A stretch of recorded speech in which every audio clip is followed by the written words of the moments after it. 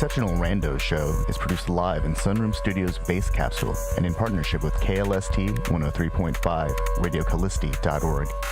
Remember to catch our Exceptional Randos live stream on YouTube every Sunday between 2 and 4 p.m. Eastern Standard Time. And if you have a story, idea, or question that you would like to share, we want to hear from you. Thanks for listening. Well, that was random. Exceptional Radio. Hey, good afternoon. It's the 17th of July. And, it's raining, but it isn't that bad. It's actually pretty nice out, despite the rain. This gives good hope. Maybe we'll have, a much more mild summer without these intense swings. Who knows? The thing that gets me about it is that, it's like the weather can't make up its mind. And while these sweltering hot days actually make me appreciate the days when it's just 80 degrees outside and just moderately humid. But, man, those, right now, I go outside and you can smell for a mile, it seems. You can smell everything because the air is just not heavy with crap.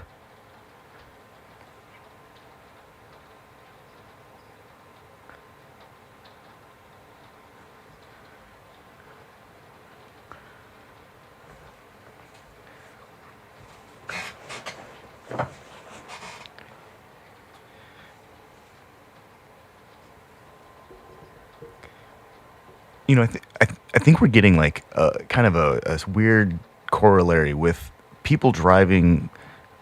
People are driving more, but our cars are modern vehicles have such low emissions. Even going back a decade, they had such incredibly low emissions compared to 30 years ago, 40 years ago, when there was a fuel crisis. I guess that was almost 50 years ago now. Still, our vehicles put out less. People are being more conscious because they spend more time at home. And I think it was funny. In the middle of a pandemic, it was revealed that recycling isn't actually working. The whole initiative itself was basically just kind of a half-assed. They didn't really give it the full ass, and so here we are, decades into teaching people to recycle, and the people that buy glass and plastic from us, China. They're like, no, we've got plenty of glass. We've got plenty of plastic.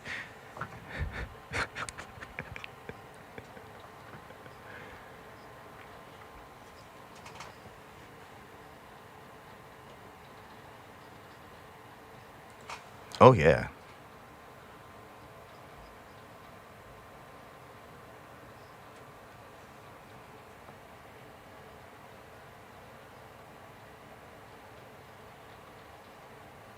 Yeah.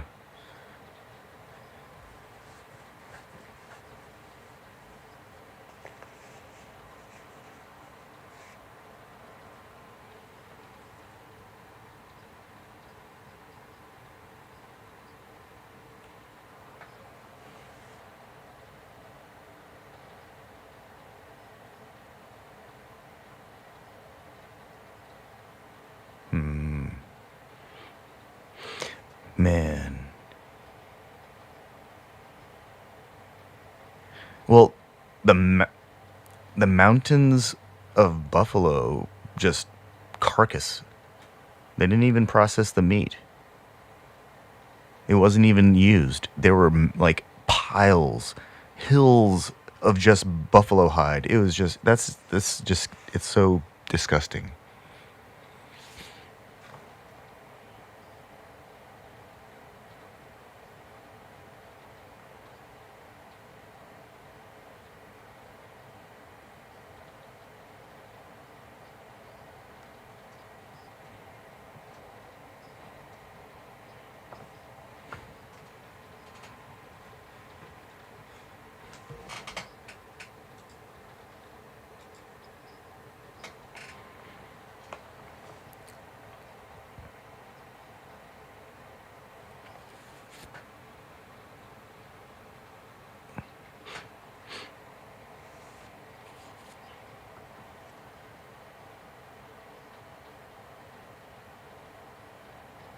Oh, I mean, like the Incans, like the Incan civilization, they just vanished.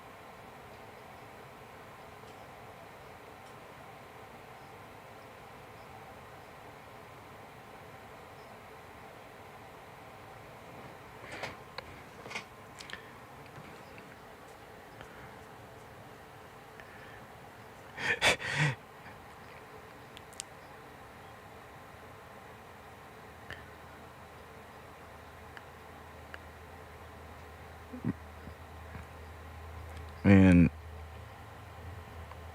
so, like, I think it was like a year into pandemic. I ran into a buddy of mine that I hadn't seen in a while, and they were talking because they live out in California, and they were talking about MS-13. And I kept thinking, it's like MS-13. Like, isn't that one of those organizations that, like, if you even have any dealings with them, it's probably not gonna be good. That's like the mythology behind it, right? Do they even exist in America?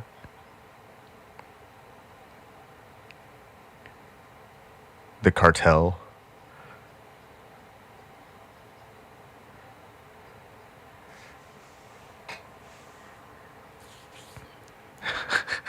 Oh, that's just sad. That's like saying hot sauce.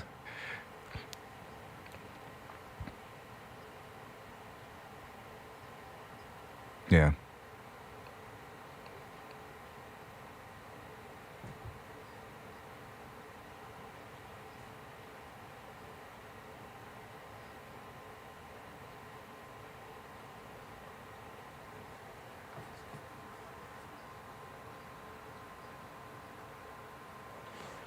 There's Russian organized crime.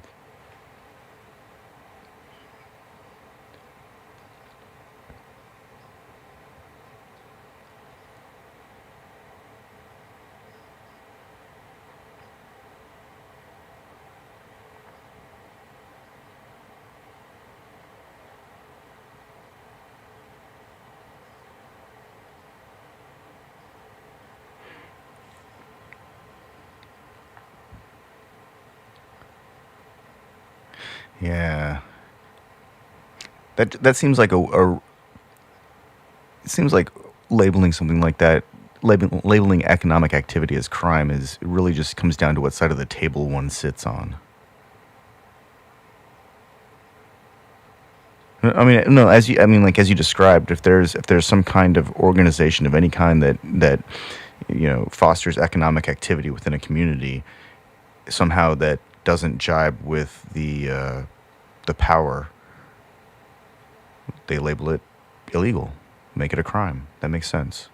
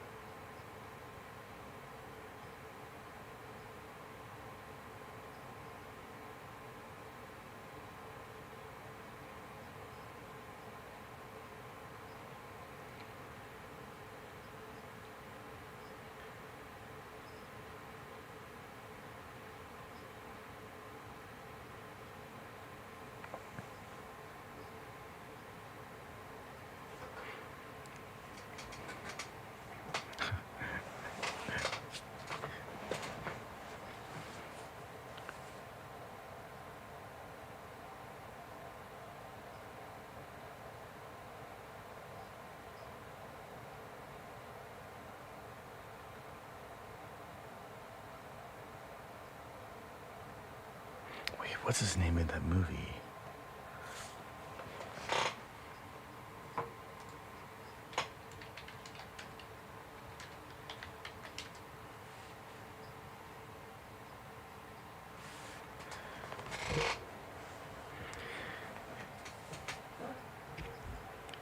Man, Martin Scorsese made a movie back in 2002 called Gangs of New York. And I'd completely forgotten about it until it romanticizes the living crap out of it.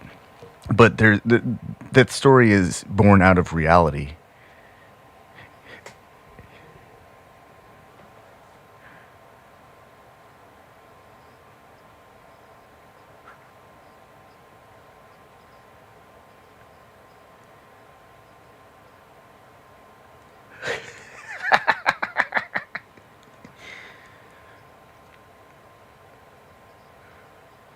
Well, there was also some Irish gang violence in there too. It was they threw a bunch of it was definitely a stew of animosity within that story. But it was but it was wrapped around a love story, which was really surreal.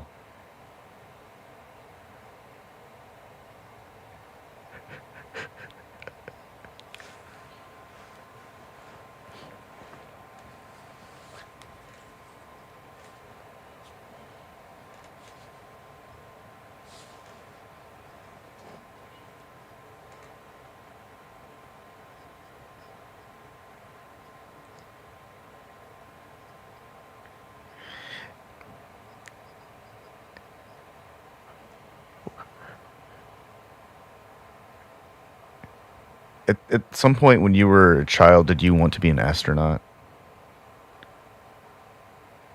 Not for I mean just yeah, not necessarily for NASA, but you wanted to be I guess an astronaut's just a blanket term for a spaceman. Um,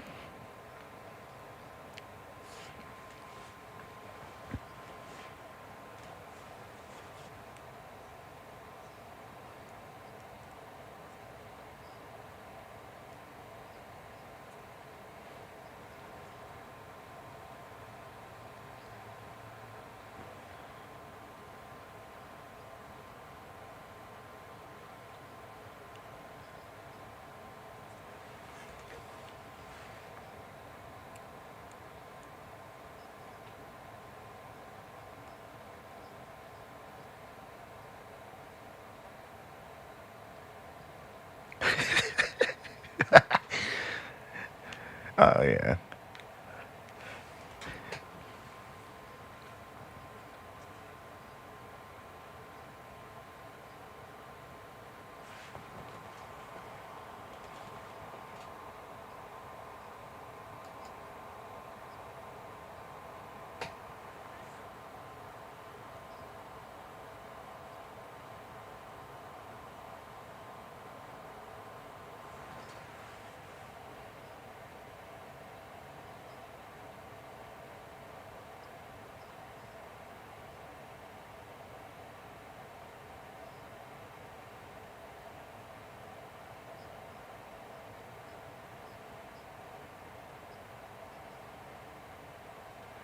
I, I was really interested in like astronomy and space travel when I was really young, single digit type stuff.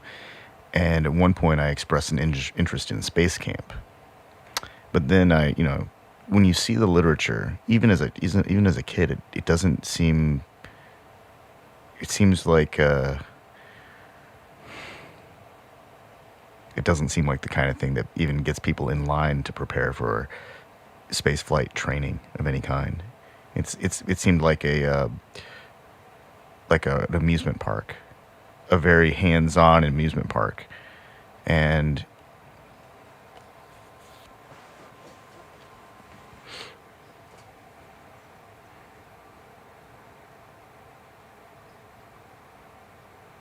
yeah, I've seen like pictures of the inside of space shuttles, and when the space shuttle simulator doesn't look anything like it, except for maybe the shape of the screens. That's kind of sad too. I guess it's hard to recall my expectations as a child, seeing things like just learning that this is even a thing, and then all of a sudden it's like, oh, this is like the carnival attraction version of it. This is the ride at Great America that everyone's been on, and the person that went on before you, they definitely had swamp ass.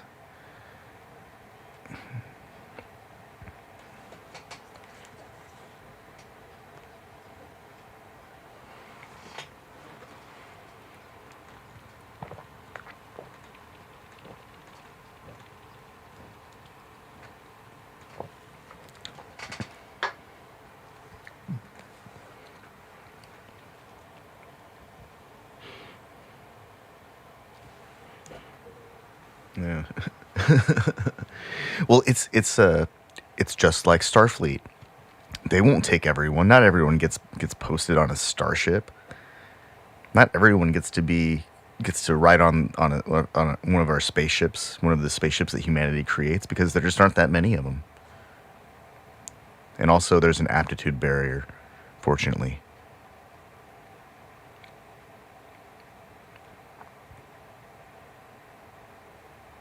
Man, we're on the verge of just sending people into space to do tasks.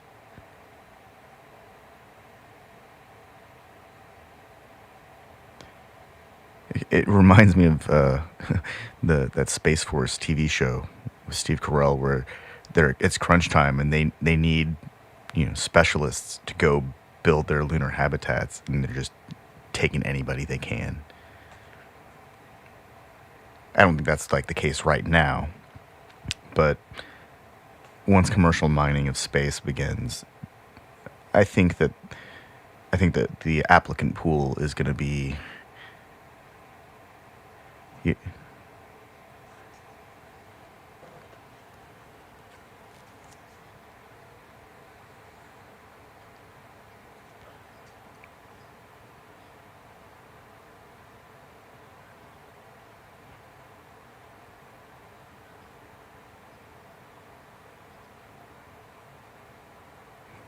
And they almost lost everything when they landed too.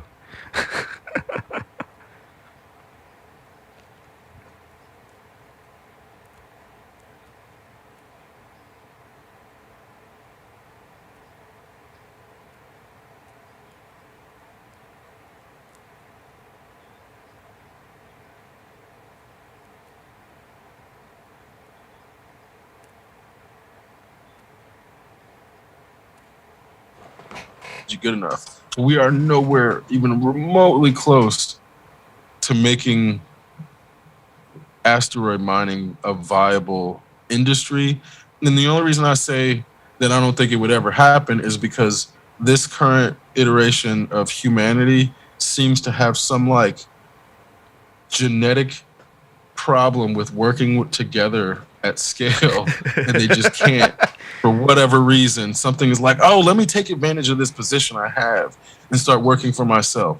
It's like, I don't know if it's ego or if there's just it's the sociopaths or what it is, or it's the people who have not yet gained the tool of empathy or what, but we just cannot work together at scale for whatever reason.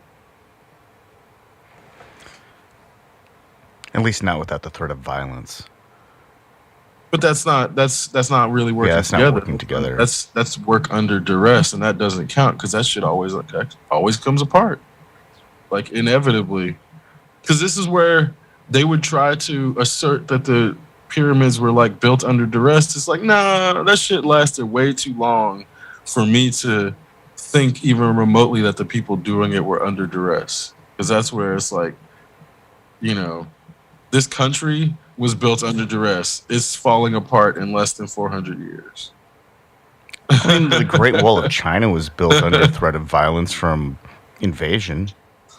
Right, yeah. So that's like a weird use or example though, because but it's still that's people banding together against a common threat kind of the situation. issue is they've like rebuilt it over time. So it's like it didn't really last. No. That thing, the only thing that rebuilt it was the times where people were actually working together. So that's kind of where like, yeah, things that I will assert, things that are built under duress do not last nearly as long as things built cooperatively. And that's where I'm saying like, I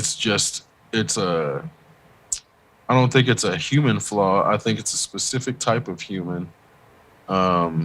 Mainly, well, our roads don't seem to last very long anymore, but there was a period of time when the infrastructure mattered in this country. There was a giant works program. But the vehicles are way heavier too. That's so also like, true. And we have more of them. There's a lot of shit. And this is where, again, semi-trucks don't need to be going in the middle of fucking cities. But it's like every individual semi-truck that goes through isn't the problem. It's the accumulation of them over time, putting weight on roads that aren't rated for the proper weight. Yeah. So it turns out that there's been some like incredible increase in the number of traffic fatalities involving pedestrians since pandemic. Like, it's just been going up. It's the highest it's been since 2005. And in the last 2 years, it's just been going up incredibly because who knows why. People are just insane. They just drive crazy. But there are other factors involved, like the kinds of places people are being hit by cars. It's like these street roads, these giant roads where there are 4, 5, 6 lanes across, and you have to wait for the traffic. Yes, stroads. You have to wait for the traffic indicator that says you can walk now, because traffic's going to fly by at the speed limit of 40 miles an hour, maybe 45 miles an hour. And people are going 50, 60 miles an hour on a 45-mile-an-hour road. So even with a marginal chance of survival being impacted by a vehicle traveling 30 miles an hour, and most people don't walk away from that. They get taken to the hospital and they spend the rest of their lives in pain and going to physical therapy. Even at 20 miles an hour, you still end up probably with a limp, or if you do recover. So like, these are roads where people are driving 45, 50 miles an hour, 60 miles an hour, sometimes inside a town, and that shouldn't exist. No, it really shouldn't. Just that it even emerged in the culture of what is it, commuting or commerce centers. This is just unbelievable. It's like, can't decide if it's an interstate or a highway or a street or a road. It's just a super high traffic, high volume typically. And these are also the places where, we've talked about the car accident, idiots in cars videos. in the vast majority of those videos, that's where those accidents happen. It's in these high volume, high density stroads where people are just not able to track 40 vehicles. Nobody can track 40 moving objects. Maybe the most skilled fighter pilots can do that. Maybe. And AI can probably do that, but the AI is not going to stop, as we found out. They just keep hitting things, which is simultaneously amusing and also terrifying, because they seem to be hitting people of color at a disproportionate rate when it happens. Yeah. So add speed and cars that are just, way too big for being a commuter vehicle. Like, China's got the right idea. If you want to commute in town, get an electric go-kart, or a golf cart sized vehicle. It gets 40 miles per charge. It gets you to work and back, charges completely overnight. You don't have to worry about it. That's how you do it. But we've got these giant roads. People get into the stupidest accidents, like pulling out onto the road, crossing the lane to turn the other way instead of going to the proper exit of a parking lot. And then, of course, people wave them on and say, "Oh yeah, you're clear," and then wham, they get hit by something. I almost ran into some idiot who was trying to pull out through traffic. They couldn't see. There was no way they could have seen me because they were underneath, a truck, a giant ass truck. But I saw the roof of their car, and I'm paranoid. And I watch these videos, so in the goal of trying to learn to see what's going on when these accidents happen, and I saw it. Fortunately, I didn't hit them, but it was very. It made me mad for a second, because here I am doing everything I can to be safe. I did everything right. And even then, we're at the mercy of some idiot who can't see, but they're just going to just drive out into traffic. And this was the intersection of a strode, where a road meets it was where a road meets a state road. So I guess that is actually a strode as well. But yeah, it's a 45-mile-an-hour road. And so people are anxious. They want to get on the way. They got to get home, or they got to get to the store. They've got to pick up the kid. They've got to pick up the dog from the groomers. Who knows what they have to do? But people are driving like idiots on roads with speed limits that are too fast. And people are driving in the "I've got to get there now because I'm late" mode. But it's not just one person, it's everyone. Yeah, it's really bad. Anymore, that culture has to change. It really does. It's just dangerous. I'm starting to wonder if there's a fucking toxoplasmosis problem in America that's undiagnosed, honestly. Everyone wants to die in a car. I mean, even beyond that, it's like the way everyone is so primed for conflict all the time. It's fucking exhausting. Yeah. You'll agree with somebody and then they start acting as if you just disagreed with them, and then you're suddenly in an argument and you're like, what the fuck just happened? This shit happens way too often. It's way too often, and that's where I don't think it's social media. I think there's a bigger problem. I think it's probably social media just exacerbates it. Yeah, it just exacerbates it and makes it more visible. Because I feel like kid bullying is early examples of that shit. The way kids bully. Wouldn't it be great if bullies were just suffering from some bacterial infection that they could be cured of? Yeah, with a pill. Yeah, that would be pretty cool. Holy shit.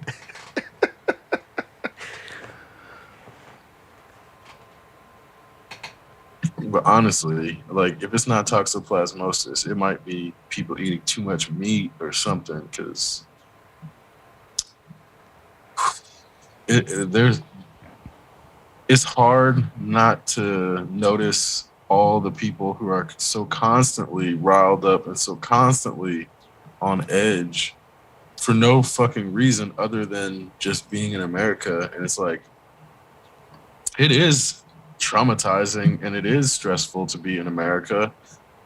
But that's where I'm like, why would you put yourself out in it even more just to be on the road, like getting into more conflict unless there's something pushing that person to like get some dopamine or endorphin drop from that conflict too. Like I think people are enjoying conflict way too much, and that's why they're primed for it. It's like they've started to get dopamine or endorphin hits from it. I think the issue is the more conflict you get without any sort of physical repercussions, the more it feels like you're just Oh going yeah. around winning conflicts Well, all the time, yeah, and that's you it's a start to feedback like cycle crave it. Yeah. or feedback loop.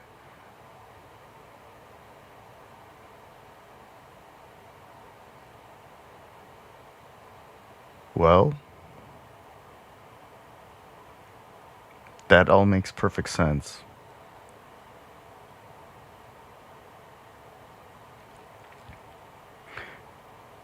With the driving, I think it's like a magnification of people just getting away with the behavior. They roll through a light as it's yellow enough times that eventually they start running red lights. They roll through stop signs enough, eventually they don't stop. Um, you don't have to go. Everyone's driving 35. I'll go 40. Get away with it for decades. Never change the behavior. Start going 45 when the speed limit's 35. Next thing you know, driving 60 miles an hour in a 45-mile-an-hour zone. Well, I think the issue is why it's 45 miles an hour needs to be understood, Well, because yeah, the problem is every car doesn't need to be limited to 45 miles an hour. And this gets back to the notion of like the idea that there's a single type of license and then just flat speeds on the road is fucking stupid. It's really fucking oh, stupid. I think the speed limits are for the heaviest vehicles that will use the Exactly. road That's exactly what they're that can for. only It's travel the at the top. maximum speed because they're the most dangerous thing on the road. Whereas like a really tiny AB car, like one of those Chinese electric golf carts cars, those things should be allowed to go 45 because they're not going to hurt Yeah. anything. They're going to hit something and And bounce. and the problem is if you tell that person they need to go 25 miles an hour in a zone where they can clearly go 45 and not be putting stress on any part of the vehicle that's going to cause them to lose control, it makes them not trust any of the numbers. And that's where the culture of speeding, because then you get like some some highways you'll be like trucks 65, everybody else 85. It's like, Yeah, okay, cool. I'm not going to go 100 miles an hour because I know that they're being more rational about their speed limits. yeah. And that's where again, I'm totally fine with a speed limit. It's more so they have to be It has to make really sense. rational about exactly. They have to make sense. Otherwise, people are not going to follow them. If you're like, oh, it's 25 miles an hour, well, I'm not going to go that if it's like a straight line. But then if you're like, oh, it's a fucking school zone, well, I'm going to go 20 miles an hour so I don't hit a goddamn kid. You know what I mean? Yeah, You know no, what I no, mean? it's the same thing that like the speed limit might say it's 45 miles an hour, but during peak traffic, you can only go 25, like realistically in some places, if that. And maybe there needs to be some kind of variable speed limit so people have a better idea of like, hey, the speed limit's low because the roads are congested and it's actually dangerous out, or it's school's getting out, so there are going to be kids roaming around. So now we got to be a little bit more conscious. I think there's like a level of like self control or discipline that's not being reflected. Like people want to say they're in charge and they're controlling the vehicle, but of course, you see someone just like flying because they've got some giant engine, and it's one of those like, oh, sorry, I just got away, I got out of control, got loose. I think that there are a lot of competing elements at work here. It's not just like irrational speed limit decisions or roads that are aren't designed for the kind of traffic that they're experiencing. I think it's like all of these things actually. And then there are competing cultures of driving because some people drive slow and some people want to drive really fast. But I think that physics is the great underlying unifier in terms of what is actually safe and what isn't safe. It should always be, because that's where I'm like, if I'm driving a supercar, there's still only so fast I can go through a turn, even if it's a fucking supercar. And it's only so only so much roll holding ability of the chassis itself. So you still have to slow down. Yeah. And you can only slow down so fast because your tires can only grip the road so much. So I can't go 200 miles an hour through a curve anywhere unless it's like a fully banked race course. Exactly. Yeah, so a super speedway. Yeah, where they actually start banking them. So I'm like, anybody, and this is where, again, it's not to say that anybody shouldn't be able to get a Lamborghini, but it's like, well, not just Lamborghinis, giant trucks too, because those things have massive engines. Anything they that's go real like fast. Yeah, and they're more dangerous because above a certain amount of horsepower. Mass. Yeah. Oh yeah. Or has a certain amount of acceleration. I think if there's like capacity. I think if a vehicle's specification exceeds a certain like power to weight ratio, then it should require advanced training. Yeah, you should have to go to racing school, and then by proxy, you should be getting a different license that allows you to drive that car the way it's meant to be driven, because then otherwise, it's like those cars just, if we're not going to allow them to be driven the way they are, or the way they're meant to be driven, then they shouldn't be given or being sold as if they are civilian vehicles, because they're not. They're specialized vehicles. Oh yeah. That's like, you can't go buy a military fucking Humvee. You can only get the civilian version. Well, so if I can, you can only buy a decommissioned one off of like, I think General. But it's exactly. But it's a civilian version. Stripped down. Exactly. It's not the only thing that's version. left is like the axles, transmission, and engine. But it's all the cool stuff is gone. It's Humvee. Yeah. It's Theseus's Humvee. Yeah. So again, it's not the same Humvee, which is where I'm like, that's fine. If you want to buy the stripped down version because you want to feel like that, cool. But let's not then pretend that they should then be on the same roads as everybody else with the same, like, if they then re-outfit it to be the same power or the same style, they shouldn't be on the regular road. I know a person who has a Humvee. That thing is as wide as the road, as wide as a lane is wide. It is uncomfortably huge, and it's uncomfortable to sit in because it has absolutely no amenities whatsoever. It's like metal seats with little thin-ass pads. Definitely not a civilian vehicle. It's very much a toy truck because of it's impractical. They're designed to, carry a whole bunch of equipment up to a very, like, compared to what consumers are used to. Those things are slow. They have plenty of power, but not to go fast. Well, and there's something like 5 miles or 7 miles a gallon. Yeah, I think that's going downhill with a tailwind.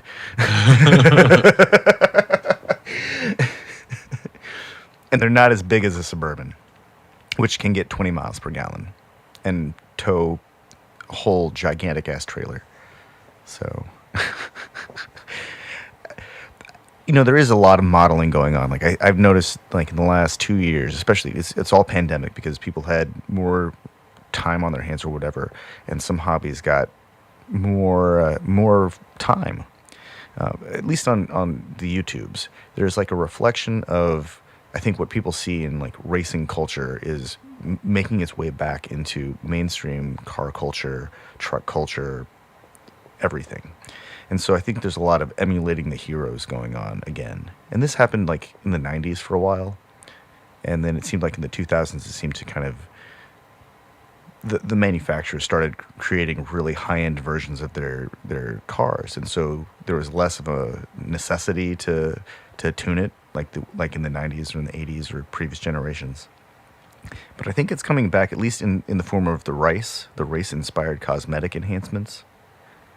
Because I've seen quite a few like limited editions from manufacturers, limited editions, special editions that all have these glorious but horrendous looking wings and like body kits that some of them look like if they were inspired by a Gundam, and some of that's pretty cool. I'm not gonna lie, some of it does look all right, but I can't take these things seriously anymore.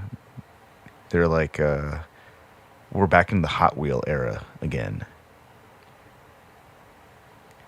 And then it bleeds into other vehicles. Like I saw some really just hideous looking, I'm not even sure what it was. It looked like he was wearing a baseball cap backwards. And this white visor that extended over the back windshield. Yeah, American aesthetics are really terrible. These cars, like, no wonder the car market is everything's turning into SUVs and trucks, because cars started looking like crap. And at least in the American market, in European or Japanese markets, the cars still look really cool. Oh yeah, I think Honda just came out with some new designs. I'm like, I don't like all of them, but at least they're doing something different. There's one that looks really fucking cool. Like Toyota, as of late, every Toyota that I've seen recently, either on the road or on a computer screen, looks like it's already been in an accident. Like Kia's actually got some really different design. I was really impressed. Kia's look really good. Yeah, Kia and Hyundai have been killing it lately with their designs. Although it's kind of unfortunate. Their Stinger, I was reading that it's not doing as well as they had hoped. And by every right, it's like a barnstorming grand touring car with all of the features, but it's just not getting the kind of adoption in America that they hoped for, because people want SUVs and trucks. They want to go fast in a straight line. Yeah.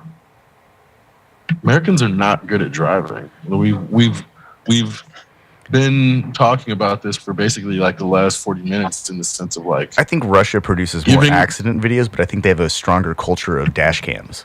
Oh, for sure. You have to have a dash cam, or else you won't be able to prove whatever is being claimed in the insurance. So everybody has them. Yeah. But here it's like everybody just wants more power and more like space to occupy, because it makes them feel safe, but then also makes them feel powerful, because they need to have something that they can like rage against somebody else with. It's like it's meant to be a tool for rage, and it's not meant to be a tool for like cornering and country driving in like curvy, fast, unpopulated roads. That's not what they want them for. The utility is intimidation factor. Yes, 100%. It's 1,000% intimidation. It's like, oh, you can rev that engine, you can fucking pack it full of like groceries or kids or guns or whatever, and then also you can like run people over. That's what Americans want in a vehicle.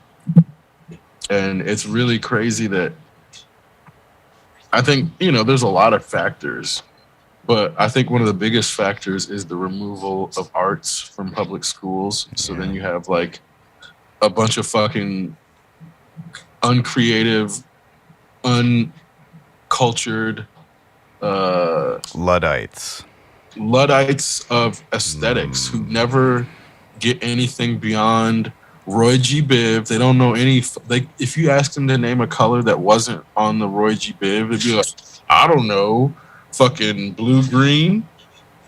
I don't know. That's a color, right? Because they don't have enough understanding of like a color spectrum to know that Roy G. Biv is just like the light spectrum of color to give. Like, they don't know additive versus subtractive color mixing are two different things, where if you mix light, like blue and yellow, mixing as light does not have the same effect of mixing blue and yellow markers. Oh yeah. The cyan, yellow, and magenta color theory action. Yeah. I always thought that was cool. Like stage lighting always blew my mind. It's like, how are you supposed to get this color? And like, oh yeah, we'll just twist this into place and boom, there you go. It's this really elegant emerald. And then just a little tiny shift and it turns into like forest green. This stuff is always amazing. Yeah. So it's like things like that where That's a kind of hands-on thing you can't just read about though. You gotta like see it like happen in front of you. How do you explain something like that without the actual light? can't, You which is can't. also why taking those things away from the school environment is the easiest way to get such a chicken nugget eating, only eat at McDonald's fucking, I only drive a car that looks a certain type of way, specific American idiot. It's a very unique type of idiocy. And honestly, I feel bad for Mike Judge because every time he tries to satirize it, these fucking dumbasses think that he's just like making something cool, and the satire completely goes over their head. It's happened multiple times. It's happened with everything he's ever created. It goes Basically, it goes yeah, over the heads basically. of the people that he's lampooning, and they become the core audience. They like embrace Yeah, it. it's really crazy how much. It's insane how much that's actually happened with that dude Do specifically. you remember when Idiocracy came out and we all said, no, there's no way. Well, maybe it could. And then 10 years, 15 years later 10 years go by and it's like, this shit's happening for real now. How could this movie is so prophetic. Well, but I also remember not the movie not getting promotion, It didn't. and not enough Americans actually saw it. So it's only like people like you and myself saw it, and we're like, oh shit, this is hilarious because it's not true. Whereas now it's just fucking sad and dark, and like it's like, oh god, it's even more possible that like some fucking WWE wrestler. I mean, when The Rock threatened to go for the That's White exactly who House, just I came thought to of mind, fucking and that's what I'm like. like But at the Elizondo same Camacho time, or whatever. it would be better than Donald Trump. It would. You know what I mean? The Rock, like, honestly, The Rock as president at would this actually point- be really interesting. Just, as far as the circus is concerned, he would be a good circus host. he literally can't get any worse than Donald Trump, and that's the fucked up. Like, there are certain WWE wrestlers who now it's like, yeah, fucking CM Punk. Okay, if he ran for president, depending on who his opponent might be, I might fucking end up voting for goddamn CM Punk or fucking The Rock or Roman Reigns or some person who's just not Donald Trump. And that's where I'm like, we've gotten to this point where it is like, it sounds crazy, but Idiocracy is just too much of a documentary. I mean, if it was like The Rock and John Cena, I'd be cool with that because John Cena can speak more than English. Like, he can speak conversational Chinese. I don't think Donald Trump can speak conversational Chinese. Yeah, but he's also afraid to criticize the Chinese government, which That's is true. fucking sketch. That's Yeah. super sketch. Like for as much Mandarin as he can speak, or Cantonese, I'm not sure. I think it's Mandarin. Yeah, whichever one. For as little as he's ever criticized the Chinese government, that's fucking sketch. Well, maybe he's just being smart because you can't say things like that about China while you're in China. I mean, you can't say them while you're in China, but it's like you can't also be a role model to kids and completely ignore a government that is exploitative or oppressive. Like whether it's the United States government, whether it's the Chinese government, whether it's the British government, fucking Arab fucking Emiratis.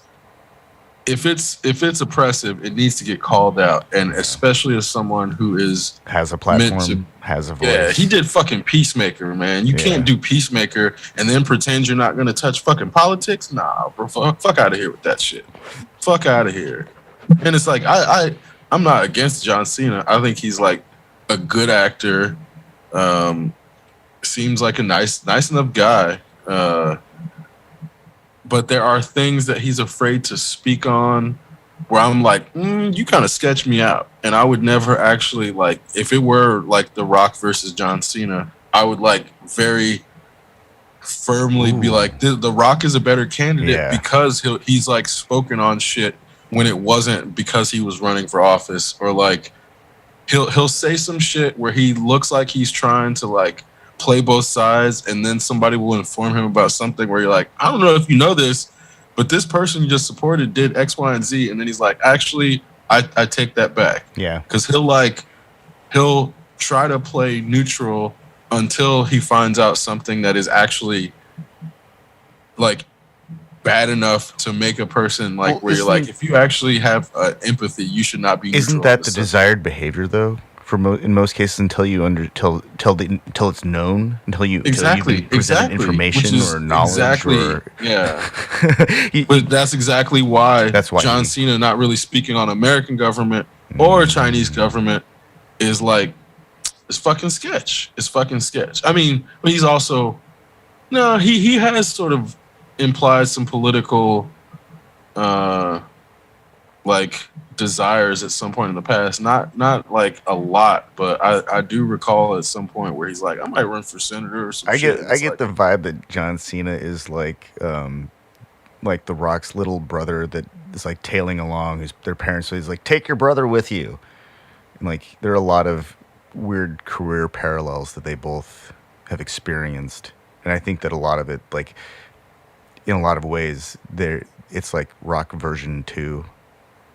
He's a different totally. variation on the same kind of muscle-bound, character-oriented actor who, I mean, I don't have expectations that the Rock is going to portray a broad palette of characterization. None whatsoever. And I'm pretty sure that like John Cena knows what his wheelhouse is, and they don't get to deviate too much because they're too muscle-bound. We're not going to see either of them believably portraying a lab scientist is kind of what I'm getting at. But I don't know. I think that they are uniquely different. I think John Cena is trying to be an actor. But when you're talking about them, I think the biggest problem, and this is going to sound crazy at first, but once you hear the explanation, it's going to make way more sense. I think they are too physically stiff because of their muscles and not stretching enough that it makes them poor actors, because acting actually takes a lot of physical gestures and micro movement that someone who is not agile and not limber is not able to do. And it's not necessarily The Rock's fault because he had to have abdominal surgery at some point, so he's like straight up just doesn't even have all of his ab muscles the same way. So that's not his fault. It kind of is for overlifting. But this is where you look at somebody like Kai Green. He was in season 3 of Stranger Things. A lot of people probably didn't even realize he's a bodybuilder. And it's because he's very limber, very flexible, and his size is not the only thing about him, because he can like do the splits, or he can like do a backflip, or like he's just physically not bound by his muscles because he has stayed limber. So when he acts, he went to acting school. Arnold Schwarzenegger went to acting school. The Rock went to acting school. They all had varying degrees of success, being able to convert from a bodybuilder to an actor concerning their actual acting ability. The sales at the box office is one thing. Arnold Schwarzenegger, terrible fucking actor. Let's not pull punches. Terrible fucking actor. Only in like the last... No, he's still a terrible fucking actor. He's still terrible. He's not as terrible as he used to be, but he's still really terrible. He was really good in Last Action Hero because he is like almost a cynical satire of himself. And it's because that movie is a parody of him. Yeah. Can that be? That's the only reason that he was perfect for. Yeah. And that movie is very much perfect. I watched that shit like in the last year. It's maybe really year and good. A half. It's like a perfect movie, and it was really crazy because when I saw it, the theater was fucking empty, and it's mainly because I don't think people were ready for meta. I think it's his best movie. It is. It's totally his best movie. True Lies. True Lies is the only other film where he nailed the acting, but it's because he's playing someone who's not good at hiding their identity. So it also plays upon him not being good at physical acting. Yeah. So this is where it's like, if the writers understand he's not a good actor and can write him into someone who's not good at emoting or not good at concealing their identity, it works perfectly with his poor acting skills. So this is where Yeah, that's why Twins was like- so surreal. Like Arnold is Yeah. a scientist. no fucking way. Really? Yeah. Really? No, Arnold's it a was- scientist? That was like, that's one of those things where it just doesn't hold up. That's like the absolute worst stereotype of an Austrian physicist ever.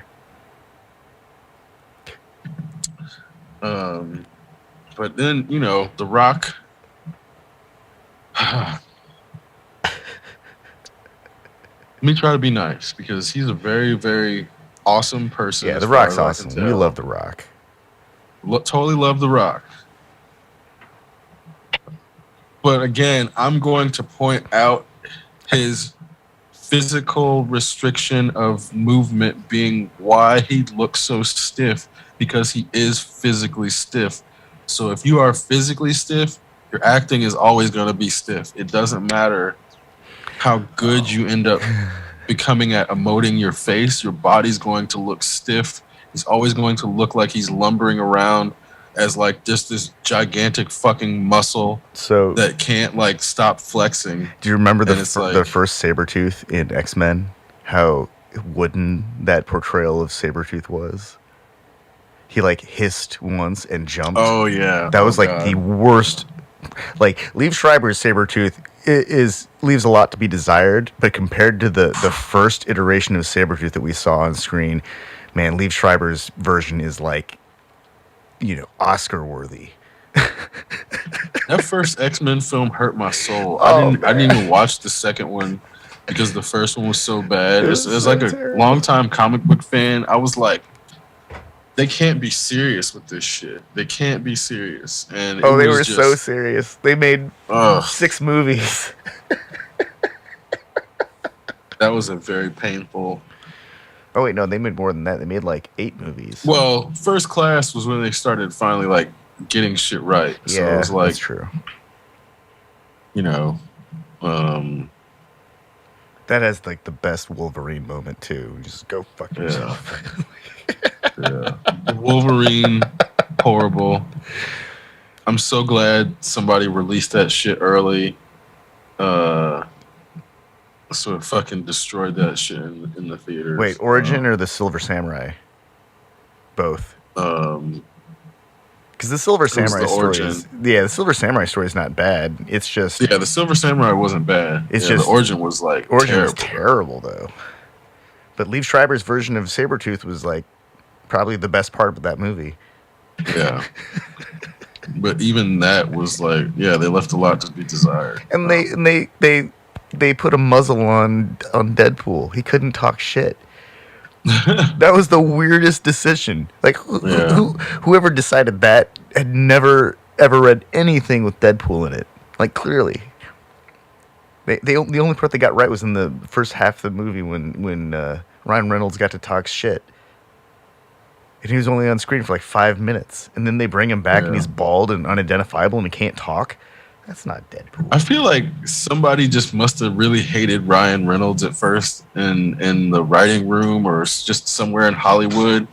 He And they're probably like, was talking fuck this shit. guy. Let's burn him up and make him like somebody who can't talk. And if this series takes off, he'll never have another goddamn line because fuck Ryan Reynolds. I bet he talks It, shit like, to really- one of the writers. Like he does probably, right? He probably he's quippy to everyone. That's his shtick. I think you're right. I bet he probably said something to the wrong person. They're like, well, screw this guy. I'm just going to take his lines away. Yeah. Because even thinking about like the idea that Hollywood would give Wesley Snipes a film where he's the star and Ryan Reynolds is like second fiddle to Wesley Snipes, that's fucking insult to Ryan Reynolds. I don't know if people really realize how much of an insult that is to a white man in Hollywood to be a supporting role for a black man, where it's even like you look at Virtuosity,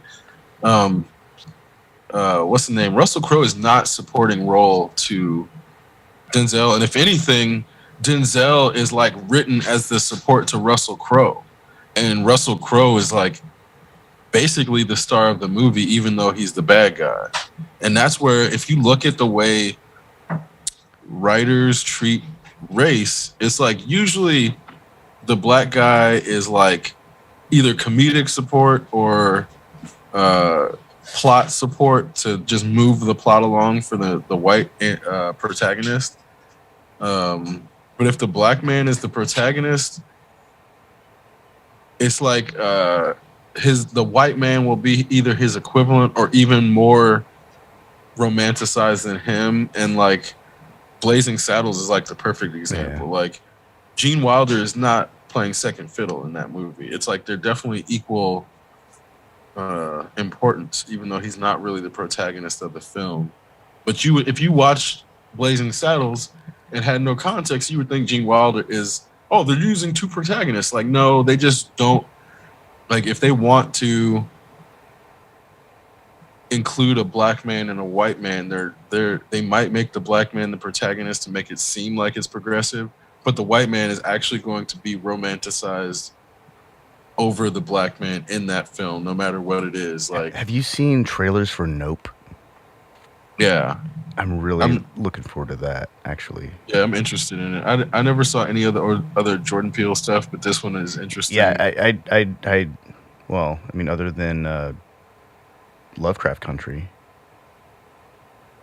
Yeah, no. I mean, I think he just put his name on that. Okay. I don't think he really had anything to do with that. Yeah, that was Misha Green wrote that. Okay. I don't know. Maybe he did direct it, but I think he just. I thought he was just like executive. That's what I thought. He was like an executive producer and. Which is basically just putting your name on some shit. No, but Nope. All I know is there's like a UFO, and there might be an abduction, and there's some really weird characters that you only see like 10 seconds of. And so, unlike every other trailer for a movie that I've seen recently, I don't think I've seen the movie yet. I haven't even seen like enough to know what's really going on. Whereas half the time I see a trailer and I feel like I've seen the whole thing. So this is really interesting because it doesn't. Yeah, apparently it's about aliens. Yeah, I was not sure if it was about sentient storms or what, because it wasn't clear up until now. They've confirmed it is about flying saucers. Well, I knew that there was some kind of unidentified flying object, but that's really vague. You know, as umbrellas go, if you don't know what it is, it is flying. It's a UFO. Right. For sure. But the few scenes, like there's like a storm, and they're running from something. They're frantically running, like riding a horse in one scene, I think. And that's enough. They somehow they shaved just enough off to show the audience, hey, this is a story. There's something going on. You should check it out. It's like it's like masterful in that sense, because too often we get too much. Yeah, at some point, I think it was like the mid 70s, the previews started being like all 3x in the preview. And they just carried that shit into modern times. So it is good to see previews that don't give you a glimpse into all 3x, or basically a glimpse into anything. I'm so over content about content, or content anticipating content that hasn't come out yet, trying to tell me what it might be about, because then you realize like how much of that stuff is actually just like meant to waste your time to then sell you an ad for whatever they were able to fucking get commission for. All too often videos are just funnels. They lead you. It's part of some weird multi-level marketing campaign, and it's not quite obvious what they're even selling. Yeah, it's not even obvious what's being sold half the time until like you get to the end of the commercial, or to the funnel where it leads you to the decision. It's like, are you going to go look for this thing? Are you going to do it organically? Are you going to follow the actual link we've provided in the description below? And so some people click the link, and some people will just go search for it themselves, and then they might be out of the funnel, but they're in a completely different funnel at that point, a much broader funnel, because now they're out in the wild and they're no longer within the safe confines of YouTube. And so people think that they're making this decision on their own, not failing to acknowledge, oh yeah, that like 8-minute to 12-minute long brainwashing video that they just watched was completely successful. Because now all they're doing is thinking about, I don't know, some cleaning product or a sponge that you attach to the end of an electric drill.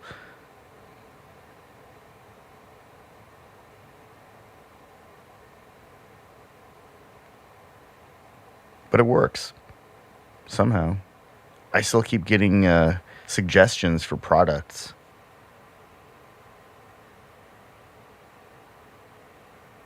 That's like never ending. Even when I'm out in the middle of nowhere where I don't have internet access. It's like the phone remembers and then tells the internet, says, hey, this is what they were talking about. Should send them some more ads. Yeah, that shit. Anytime that happens, it's like those things go actively on the list of things I'm not gonna buy. Yeah.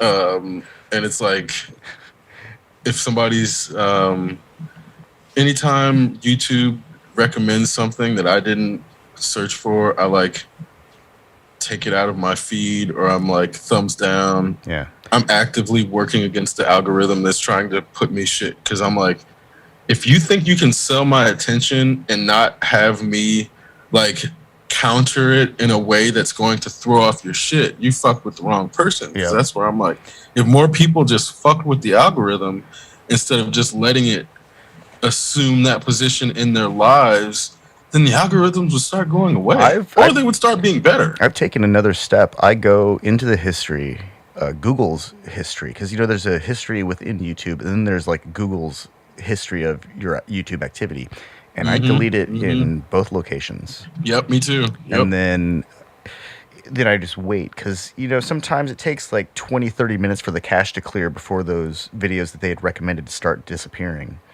and then go back. Most of the time it's gone, but occasionally it's because something somehow is adjacent to some other thing that I did watch. Well, and that's how I noticed that they're starting to push. They try to push certain things. Like I removed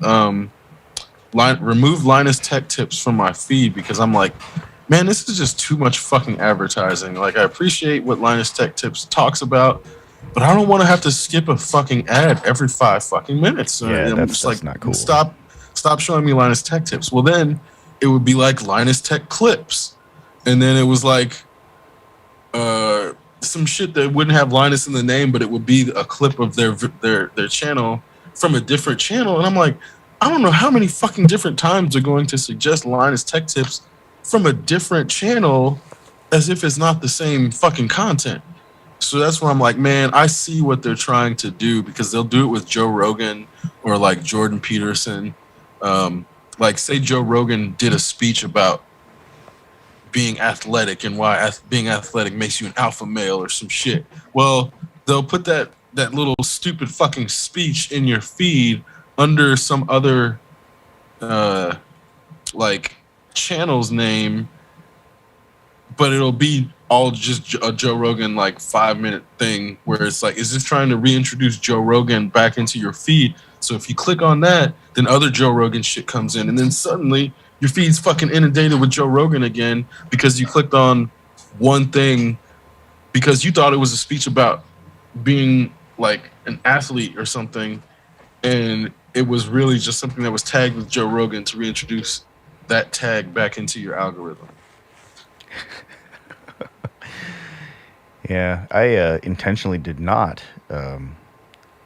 tag the man himself, even though he was talking about how he could lower the price of golf carts if inflation were reduced or tamed somehow.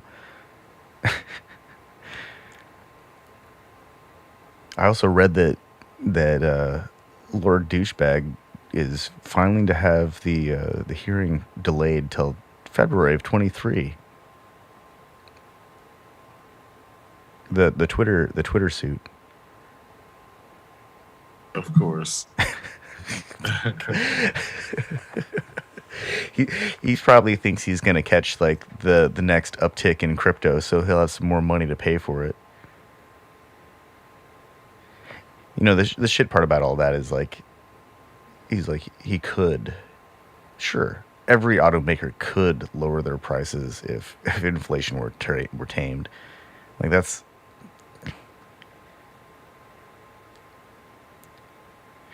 it's just, it's still happening. I can't turn on the internet without reading about them, or the cars that still catch on fire. Although it's not just his cars that are catching on fire now. Apparently, a bunch of Ford vehicles are catching on fire too. So we're back in the era of cars exploding and catching on fire in full steps. It's not just one manufacturer.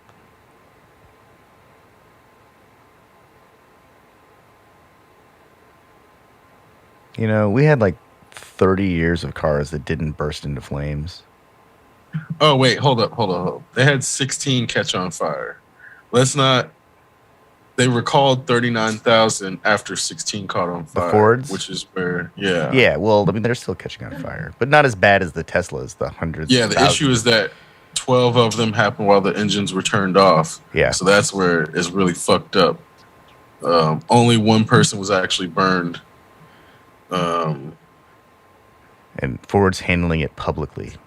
Yeah. So, and whereas I'm not Tesla, trying to liken like, Tesla hides to Ford that at all. Ford is Yeah. like doing everything fantastically compared to Tesla, but we're back in this era of exploding, burning cars again. Like it happened, like, you know, like 10 years ago with Hyundais and Kias. There were certain engines that just, in those vehicles, they would catch on fire, and that was a thing. But then they solved it. And now the things that are catching fire are completely unrelated to the engines. They're like braking systems or like high pressure systems. But what's different though is that Hyundai and Ford, I'm sure there are others, they're not imposing like NDAs to get warranty work done. No, not at all. And the issue is, as you want your as warranty, you got to companies- sign an NDA. What kind of bullshit is that? well, there are companies that have issued recalls like over decades because that's part of building new models. So it's like they aren't they're not afraid of recalls affecting their stock price, so they're not afraid to do them. Whereas it seems like Tesla had been hesitant about announcing them to the point where it became like, oh, we have to recall all of them because the problems mounted up. Well, that affects the illusion that they make perfect vehicles. Because they Right, also make exactly. spaceships, right? You know, if they can make spaceships, fuck, a car is easy.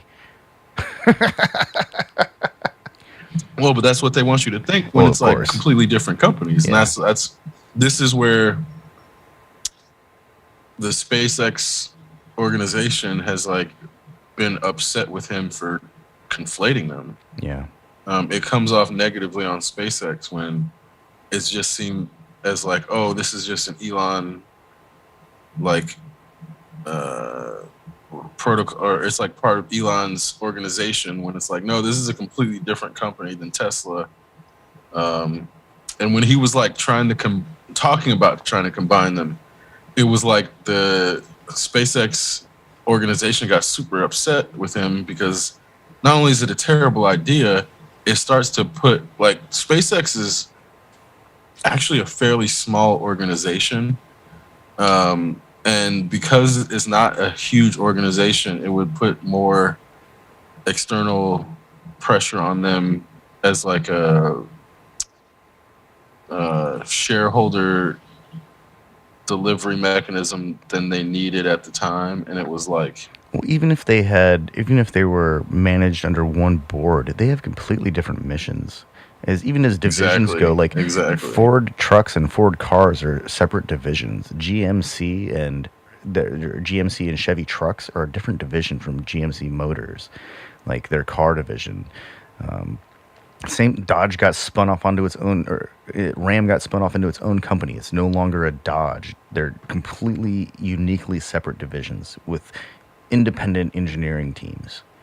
And this is the case for like pretty much every car company. They might share parts, they might have communication within divisions, but they're supposed to function independently. I'd be confused if, like Virgin, it makes sense that they got into space planes because they have airplanes and they own airplanes. They're in the aerospace industry already. But a car company starting to sell flying cars would be kind of questionable, especially if those are flying cars that go to space.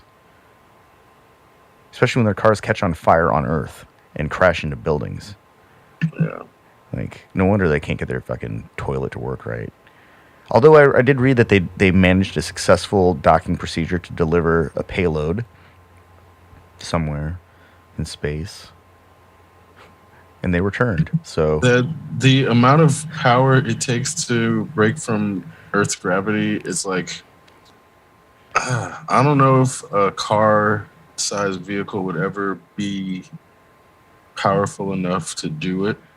oh man, we're like To be able to like carry the ratio we're of, like of like lift to we're like so many energy revolution, like we're like a multiple orders of magnitude of energy revolutions in terms of being able to just generate raw power from being able to have anything at the size of a car being able to get off the ground. Yeah. I think it's just unrealistic. which is why the fucking space shuttle has to ride rockets.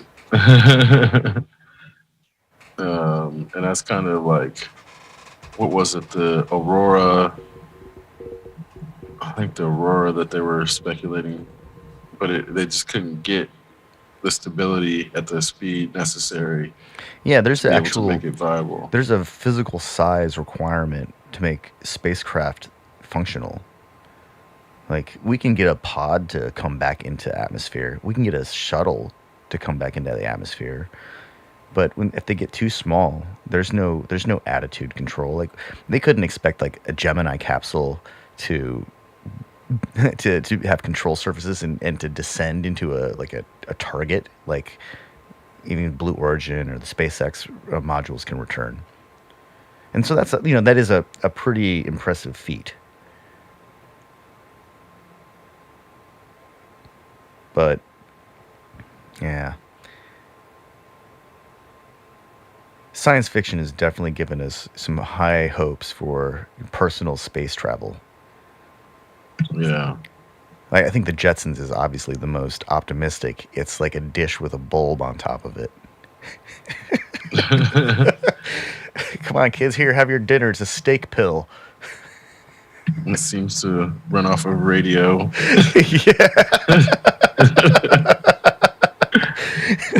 Me, me, me, me, me, me.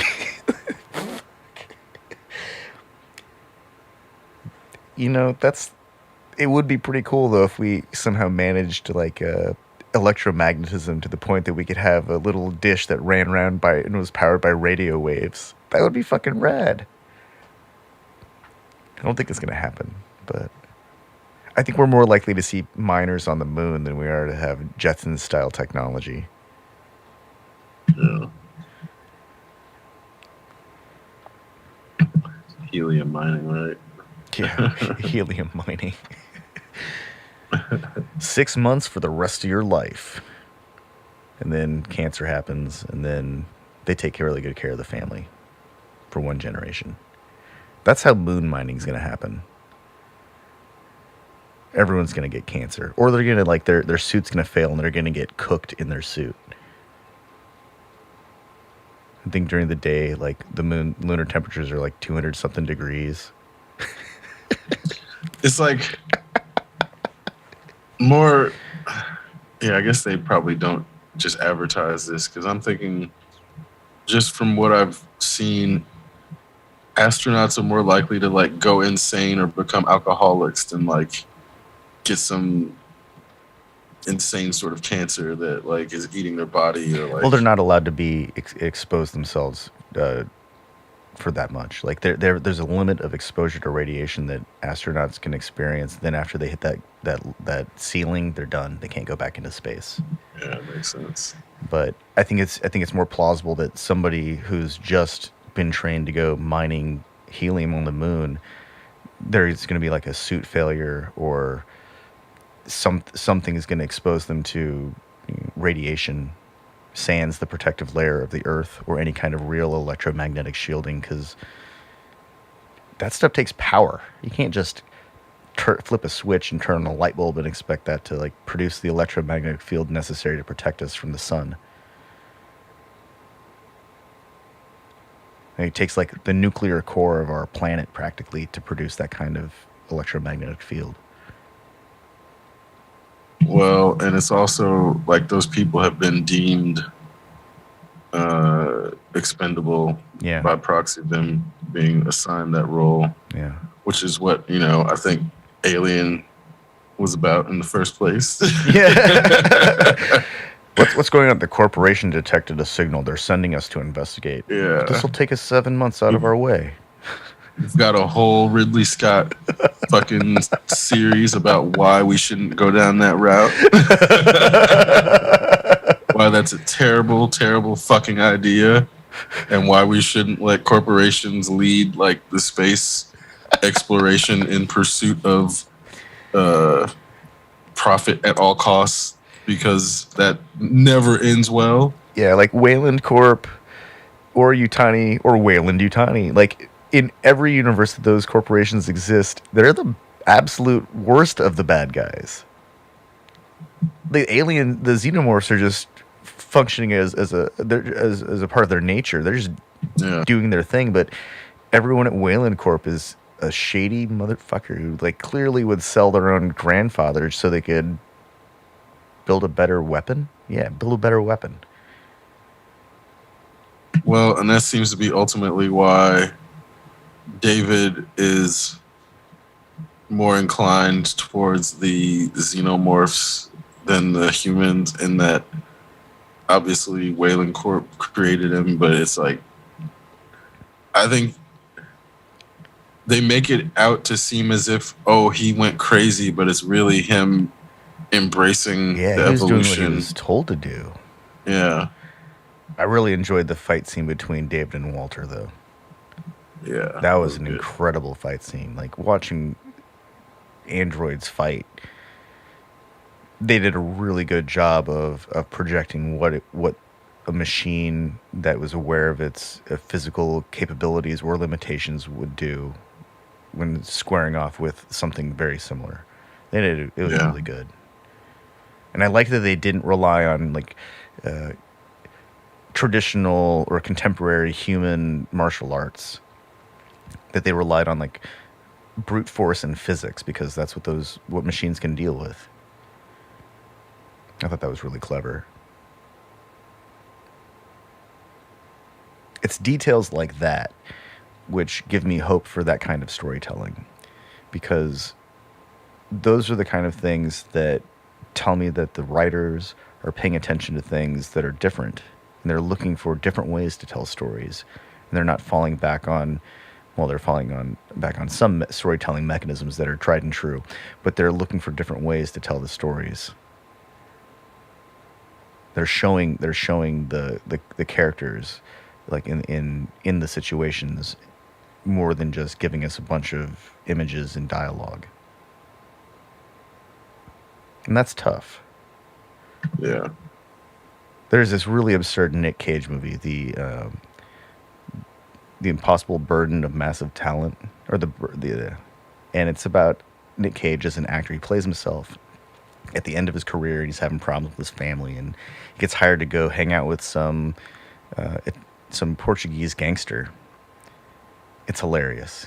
Has like zero special effects. Has a few explosions, but they're all practical effects.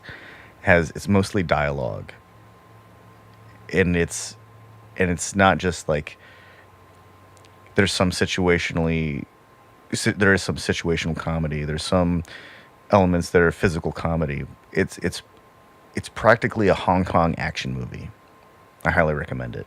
It was very fun.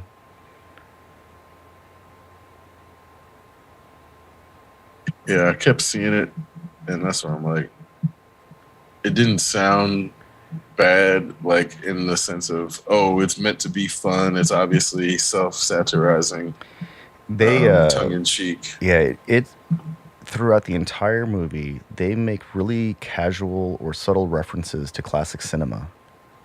It's really neat. It's uh, it's very tasteful. Well, I think the only thing that threw me the thing that put me off the most was like the cover seemed to be like a clear ripoff of Everything Everywhere All at Once. Mm, And that's when I'm like, oh, I mean, not to say that it would ruin it, but it felt like how much of this is just derivative for the sake of like effectively an artistic masturbatory experience. Um, like, oh, I get to work with Nicolas Cage. I'm gonna make this movie about like how Nicolas Cage's talent is the weight of his talent's just he can't even bear it, man. And Nicolas Cage is like, yeah, tell me more, tell me more. And the guy's like, you know, we're gonna take you all over, but we're not gonna use CGI because that's like passe, man. We're just gonna do like natural effects, but we're gonna do kung fu, man. We're gonna do some wires like it's the 70s again, but it's gonna be shot on like 8K cameras and like, you know, they do actually use some wires and big explosions at the very end during the meta moment when yeah. they release the That's movie. the feeling I got from the cover.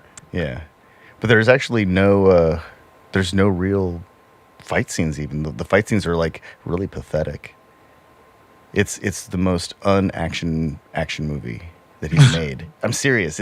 It's a comedy, and the action is like incidental, and it's almost like watching people who are like who are he's portrayed a action badasses on the screen, but this is like the reality as sets in. He's not actually a badass. He doesn't actually know like aikido. He doesn't actually do these things. He's just an actor. Yeah. It's amusing. Yeah, which is where having attempted to like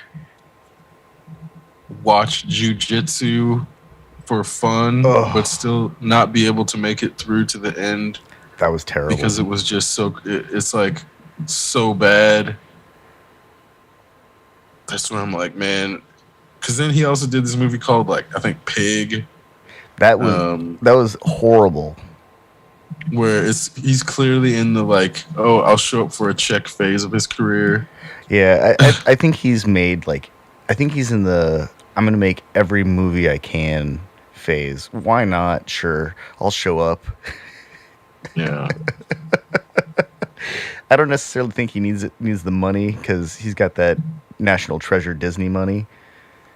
But I mean, I think he probably needs it in that when what I've seen is like people tend to adjust their spending habits to their income, oh yeah, and it's like it don't matter if you make like 20,000 or like 20 million. If you make 20 million, you're gonna spend 20 million.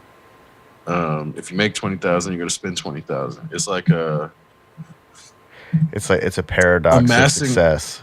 yeah, and it's like there's no amount of money that someone who's determined can't spend. And Nicolas Cage is one of those determined spenders that, like Michael Jackson, like you give them $400 million, they're gonna come back with $400 million worth of shit. And some of it may be the Beatles catalog. And they're like, yeah, I'll make $1 billion from this purchase. And you're like, well, yeah, that was a good purchase. But everything is not the Beatles catalog. And every purchase they make isn't gonna net them 10 times that amount that they invested in it. Although some will. There's only one Beatles catalog to be purchased. Ooh, what was the newest? Has anyone even come close to that? Michael Jackson's catalog. Taylor Swift's catalog. Taylor Swift's catalog. Does she Yeah, have who have as else? many recordings as the Beatles now? No. I mean, but as far as like value wise, like in the short amount of time that she had a career, her catalog had amassed a tremendous value, and she didn't own it, which is why she re-recorded a lot of shit. So Yeah. and that's where what was it? That's Def capitalism as or exploitation. no, not Def Jam. Rockefeller Records. Um, I think Def Jam owned their catalog for a while until they got big enough to start owning their own masters. Because at some point, yeah, Reasonable Doubt, like they, I don't know exactly the details because it's all been like lost to myth, but at some point they literally lost the master copy of Reasonable Doubt. They like had lost it, just straight up lost it. Um, so it's one of those things where I'm like, thinking about it in retrospect, maybe that's their roundabout way of getting out of a contract or some shit. Like learning what happened with Prince and why he became the artist formerly known as Prince. It's like there's a lot of shady shit that happened with record companies and master copies and Oh yeah, like Miles Davis had to fight for his catalog. Who else? Who else put up a big stink about it? I can't remember. There are. It's like that was the standard in the music industry till like the 2000s. Nobody owned their catalogs. Well, very few people did. I think the Eagles were like one of the first bands that actually formed a corporation. Like they like formed an S corp, I believe, and then they made sure that they owned all of their material. They're like the first real band to go corporate, I think, and really master that whole microcosm, which is why they became one of the biggest selling bands of all time.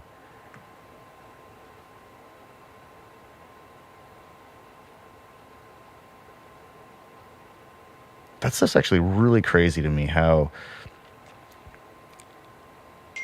a system exists almost to just take it. All they do is, I mean, there is some support in terms of getting people resources to go to the studio, but yet they have to pay that back if they don't. yeah, they got to pay it back.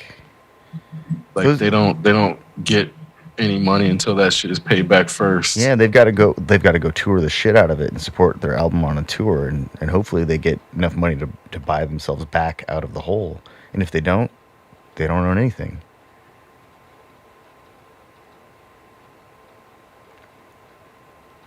Those labels did do a lot in terms of curation and artist development and lining up opportunity. And some musicians were smart enough to navigate those waters and to make a career out of that stuff. But I'm pretty sure that the music industry is referred to as a machine that chews and spits people out for a reason. Chews them up and spits them out. Eats people alive.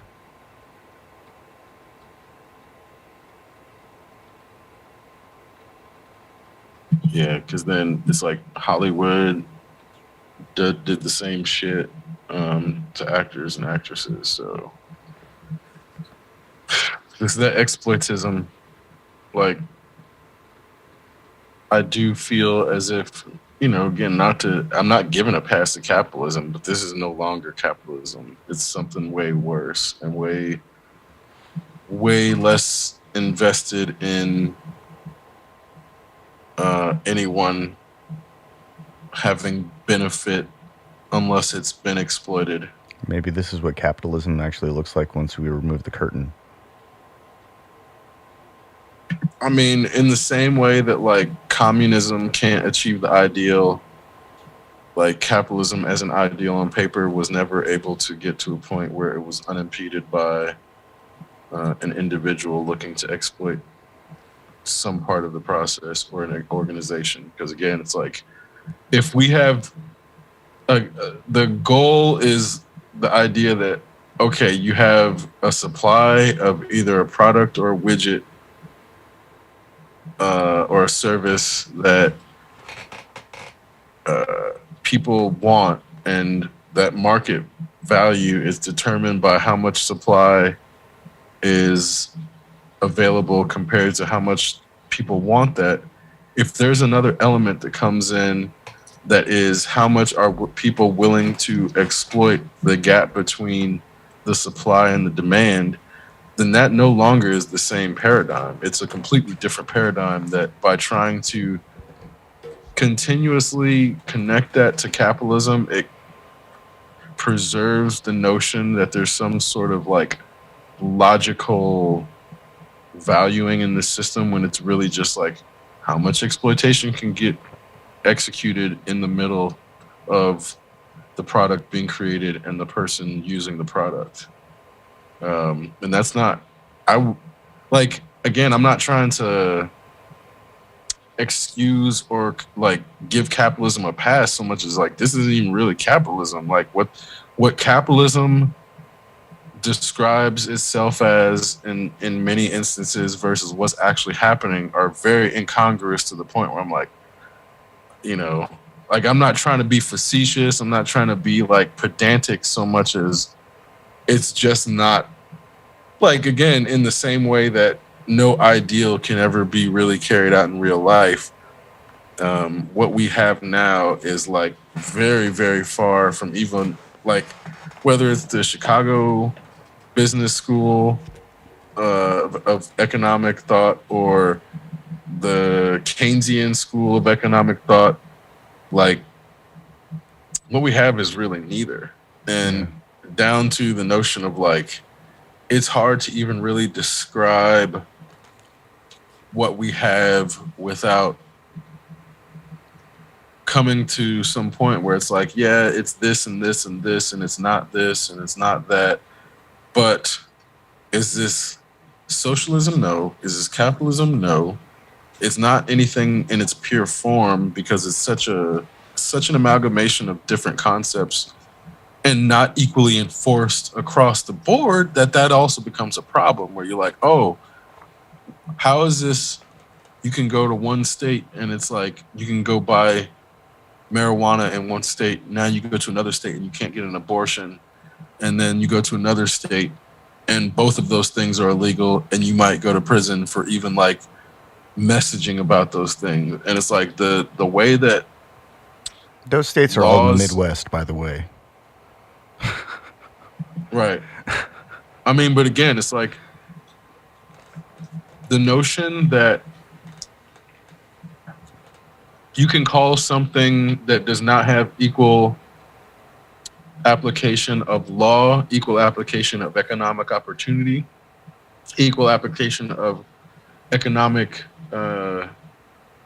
circulation within the borders, and then call it a homogenous entity as if it's all capitalism. Like, yeah, capitalism exists in some places here, but most of it's exploitism or whatever you want to call it. Most of it's not capitalism. Sure. There are pockets of civilization where the economies are strong and the people are educated and everything works the way it's intended. But that's... I feel like a farmer's market is like the closest thing to capitalism. In the concept of what capitalism is meant to be and what a farmer's market is, when people like attend a farmer's market as a person looking to buy produce or as a person bringing their produce to be purchased, that to me is probably the most shining example of capitalism in its purest and best form, I would assert. That's like an open air mall, practically. Yeah. Because it's like, yeah, you might have to pay a fee to bring your wares to present them or bring your product to present it. But as long as you pay, everybody's got equal opportunity to get in the door. That's like the oldest form of commerce, the open air market. And it's still, yeah. That's been going on for forever. Yep. At least 10,000 years, if not longer. Probably longer. Probably like 50,000 years. Yeah. And then you go to places and you'll still find, like we still get open air markets in Bloomington and in the city. Like these things still exist because a lot of the aspect of the model fucking works. Yeah. It doesn't need to be changed. You don't need to like throw in commercials. You don't need to throw in a sponsor. You don't need to throw in a fucking concert. Like nothing needs to be added on top of an open air market where people are able to congregate to bring their wares and people know they can go there to purchase wares. Yeah. And as long as that is like available, everything can function pretty well around it. But then it's like the notion that you have to have a specific area for fucking Burger King. You have to have a specific area for Kinko's. You have to have a specific area for fucking McDonald's that's there 24/7 and is only this place. It's on the one hand, it's obvious that that would be a good goal for a city, but for an actual civilization, that type of permanence is not viable long term, which is why the malls shut down, which is why the fucking strips shut down, the fucking town centers, the mom and pop stores, they eventually shut down because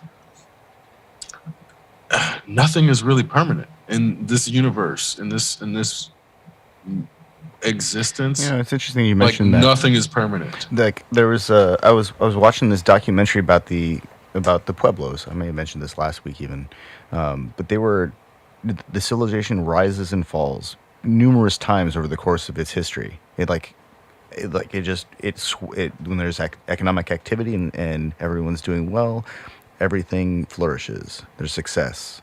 And then as things die down, civilizations disperse, and the high density cities dissolve, and people move further away because they need to go where the food is.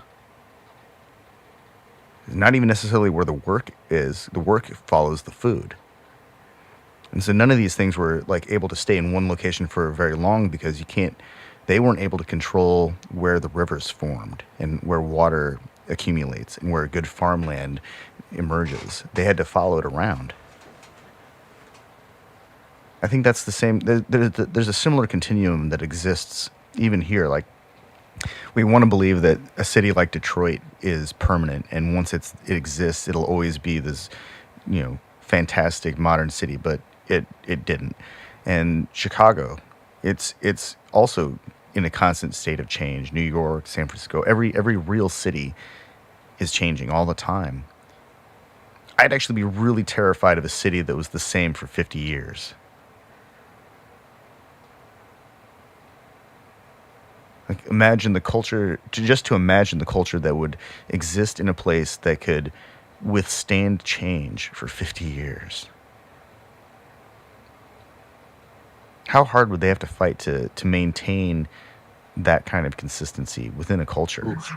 That's really scary shit. And then you find out shit like, what is it? The Shaolin Temple is rebuilt, I think, every 20 years. Mm-hmm.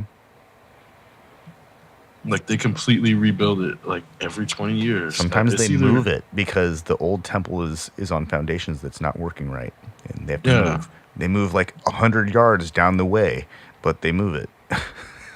But part of the notion of it is, like, it's meant to be rebuilt every 20 years, like,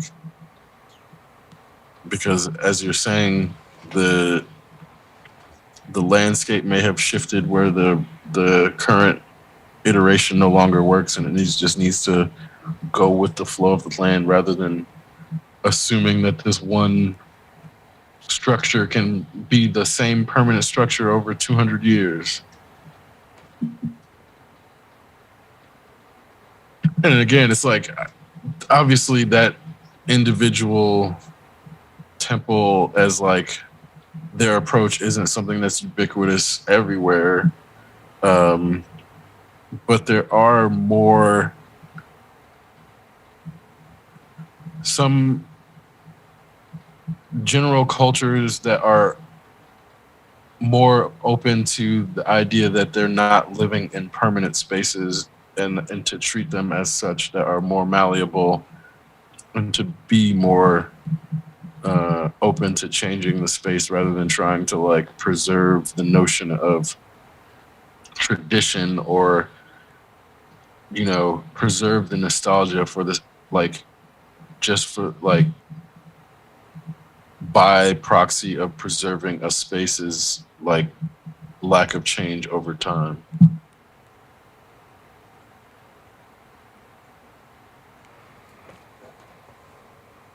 It must be really nice to have that kind of option to dedicate a space to one thing for like multiple generations.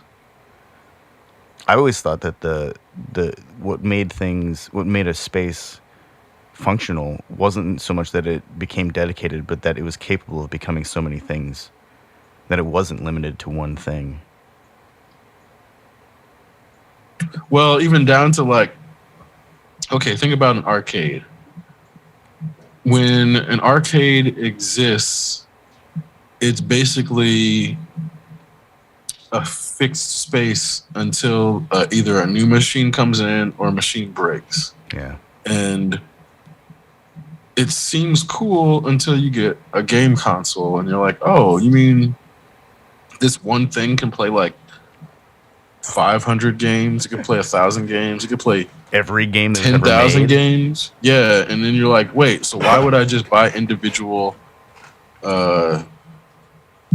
arcade fucking machines when I could buy one thing that could play all of the games? And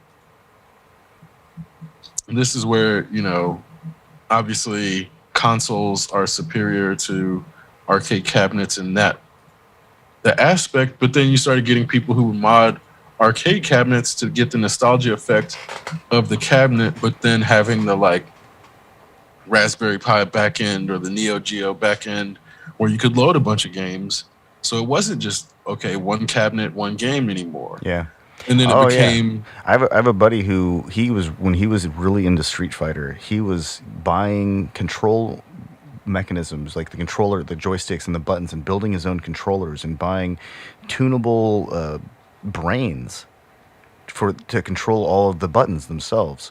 And he had like, you know, 4 or 5 controllers, I think, at one point. One was for his kid. One was his like you know, Porsche of a of a controller. Had like the fanciest buttons with the fastest rebound times and clickless and buttons or whatever, and the joystick felt like an arcade console joystick, and it made for the most fun sitting on a couch version of Street Fighter that I've ever experienced. That's also like way beyond what I expect normal gamers to do. Yeah, and most normal gamers, those controllers can get to be expensive. Yeah, So really expensive. I've been looking at that, you know, because I've been trying to expand my gaming experience set, like, and I'm considering like, is it worth it to get one of those controllers or not? And it's like I keep going back and forth because on the one hand, it does give you better control during certain fighting games. But a lot of fighting games aren't side-scrolling 2D fighting games anymore and 3D, so that controller doesn't necessarily even work. I think it's for a very specific type of gameplay. Yeah, oh yeah, 2D side-scroller, really. It's or 2D side. Well, like, you could have like a 3D side-scroller, like Shaq Fu. That would work on a console-style interface. Or I think that was 2.5. It was Shaq Fu's 2.5D. Yeah, okay. Well, Streets of Like- Rage, that whole style, like a Double Dragon. It's a side scroller, and you could kind of move into the background. Yeah, that's where they do Yeah. like 2.5D. Yeah, I guess which that is is like that's you not can- really 3D. You can move up and down and side to side, but you can't rotate the plane of your perspective. Yeah, I think those games work fine. Platformers, I guess. Let's just call those a platformer because that's what they really are. Like platformers are fine with that kind of interface. Mario is fine with that kind of interface. I can't imagine losing much from like Mario 2 by using a controller versus or a arcade console style interface. But I definitely wouldn't want to play like a driving game or even a shooter where you're even a side-scrolling shooter. Like it starts to, I guess I'm thinking more of like a track shooter, like where you're in a car and it moves around. I guess those all rely on really specialized interfaces. You need a gun for a lot of those track shooters, or like Area 51. Yeah, it's like every game is not made for, or every controller is not fit for every game. Like, and I think it's like Marble Madness, you kind of need a trackball. yeah, for sure. It's like you Man, could try it without a trackball, but I tried it without a trackball. I rented it one time on Nintendo, and I tried to play with a normal controller, and I gave up after like 5 minutes. I was so like depressed. I was like, I can't play this game. Why is it so hard? Then of course you go to the arcade, you put 25 cents in, and you spend 10 minutes moving a ball around, and it's easier.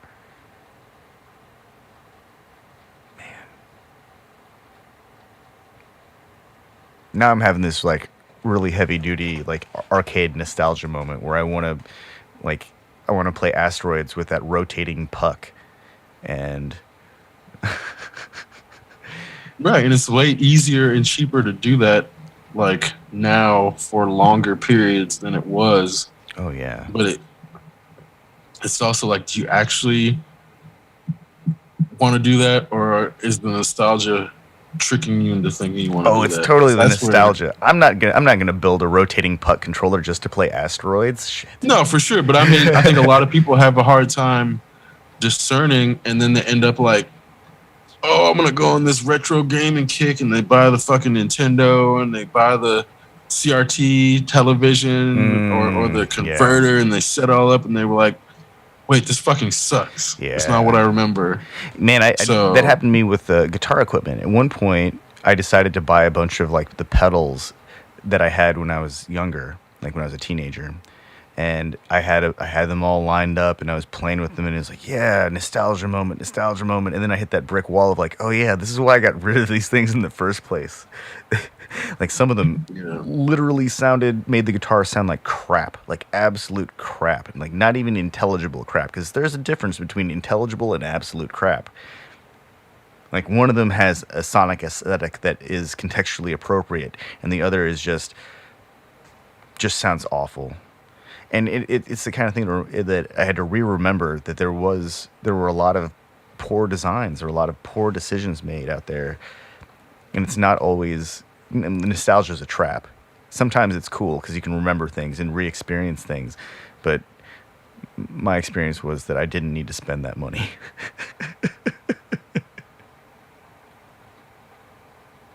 Yeah, it is. And this, this gets back to the notion of like being told that you can buy feelings, and that just buying this thing will give you the feeling that you're searching for. And it's like, no, playing Asteroids for the first time with that controller, and then playing it for like the first few hours before you're like exhausted of it, and you're getting good at it, and getting just enough positive feedback to keep playing. Like you can't do that again. No, you can't capture that again. No. You may be able, if you really enjoy Asteroids, you can capture some other feelings, but like the first time you played Bionic Commando, the first time you're like, oh my God, I'm on a platformer where I can like swing from object to object. Yeah, with this crazy arm. extendo arm. And then like over time, you're like, okay, this game is really difficult towards the later levels. I don't know if I'm going to keep going. Yeah, some people power through, some don't. But you can't recapture the first time you played Bionic Commando. And then Konami releases Rygar, which is basically Bionic Commando dressed up like Conan. And Rygar was fun as shit. Rygar was awesome, but it was basically Bionic Commando dressed like Conan. With a few elements of Contra thrown in for good measure. Yeah. We had really good games growing up, man. When I think about that stuff, a lot of those games were really fun. When I tried to play Contra on an emulator, it's hard. And I think, well, maybe it's because I'm using an Xbox controller and I'm not using like a funky, Nintendo controller. But no, that's just nostalgia trying to trick me into buying another controller that I'm just going to collect dust. Exactly right. Like it's been proven over the last 2 decades that, like, depending on your hand shape, it's either an Xbox or a PlayStation controller, and we don't need other controller designs. Nintendo has tried so many times, and all their controller designs have failed. But PlayStation has withstood the test of time. Xbox has withstood the test of time. Even the Dreamcast had a decent controller, but it failed.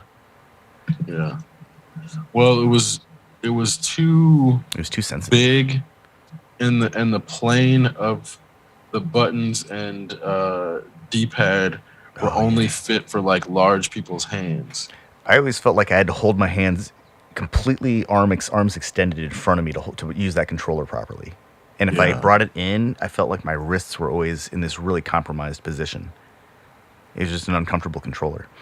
But the triggers, those were like, they had like the best travel, and they were sensitive. And if you could really control your fingertips, you could play racing games really well. But Dreamcast wasn't meant to be.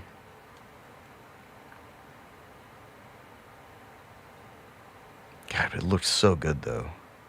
Yeah. It was pretty revolutionary for graphics. I mean, it was. I think the first Xbox still sucked compared to Dreamcast graphics. Yeah. What was it? Soul Calibur. PlayStation 2 for that matter. Yeah. I mean, PlayStation it was very. Go ahead. Sorry, go ahead. I was gonna say like playing Soul Calibur on a Dreamcast. I feel like I had to wait for like the third or fourth Soul Calibur before everything started to like feel as smooth as on Dreamcast. Yeah. Yeah, I feel like Dreamcast Soul Calibur was like the first game console port that was as smooth, if not more smooth than the arcade version. And I think that's why like Soul Calibur specifically in Dreamcast at the time was like that felt like peak Dreamcast. And then Shenmue, like, and everything else was downhill from there. But not to say that they didn't make any other good games, but more so the public perception where the Dreamcast fell in terms of console dominance. And it was like, it was just because it was like delivering better visuals with better games didn't mean it was dominating the console wars, and it ended up losing, which is unfortunate. But So it would have been let's see, after Soul Calibur there was 2, 3, Legends, 4, and then Broken Destiny. It's like Soul Calibur 4 and Broken Destiny are the ones that I was thinking of, where the graphics actually started, or the gameplay actually started to feel like it did on Dreamcast. That was a really unique game, and that was a really unique system because the way that they did it, it was just smoother.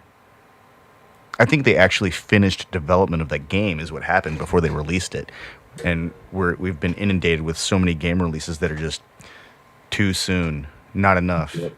But Soul Calibur was complete. yeah, they don't release complete games anymore. That's very true. This is TLC and once again exploitism. Like, oh, you'll buy a game if it's incomplete, and we can sell you the completion for more. Let's exploit that gap. Hey, you know, all of the marketplaces. Remember to catch That's our what they're for. exceptional Randos How can they eke more money out of the gamer? They've already bought the game. They're already here. We got to keep them here. We got to sell them more stuff. Let's give them a few free credits so they got to buy more stuff. We want to hear from you. Links in the description. Thanks for listening. Right? Well, that was random. Exceptional